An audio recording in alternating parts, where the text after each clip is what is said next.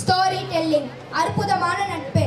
நண்பர்கள் என்றால் எப்படி ஒற்றுமையாக இருக்க வேண்டும் என்று எம் பள்ளி 2ஆம் வகுப்பு மாணவர் உமர் கதை மூலம் கூற வருகிறார். அஸ்ஸலாமு அலைக்கும். நான் இப்போ ஒரு ஸ்டோரி சொல்ல போகிறேன். அது எல்லாத்துக்குமே ரொம்ப பிடிக்கும்.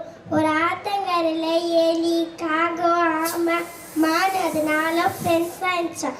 அது எப்படின்னா அது சந்திச்சுக்கிட்டு பார்த்துக்கிட்டு விளையாடிக்கிட்டு ஃப்ரெண்ட்ஸ் ஆயிடுச்சான். மறுநாள் மானை காணுமா. மானை காணுன்னு எங்கே பார்த்தாலும் அது 4மே தேடுதான். உடனே ஆமை சொல்கிறேன், வேட்டையாடுவாங்கல்ல வேடன், அவங்களோட வலையில மாட்டிக்கிச்சோ ஏதாச்சோ அப்படிங்குதான்.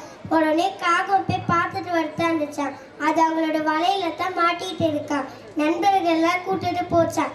எலி எலி, உனக்கு தானே கூர்மையா பல்லு இருக்கு, அந்த வலையை கரிச்சு மானை காப்பாத்தினான்.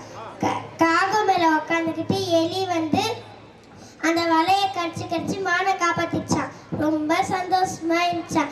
இந்த ஸ்டோரியில நம்ம என்ன தெரிஞ்சுக்கிட்டோம்னா, ஆபத்துல உதவுவனே நல்ல நண்பன். நம்ம ஆபத்துல இருக்கும் போது நம்ம உண்மையான நண்பனா பார்க்கலாம். Thank you to all. அஸ்ஸலாமு அலைக்கும்.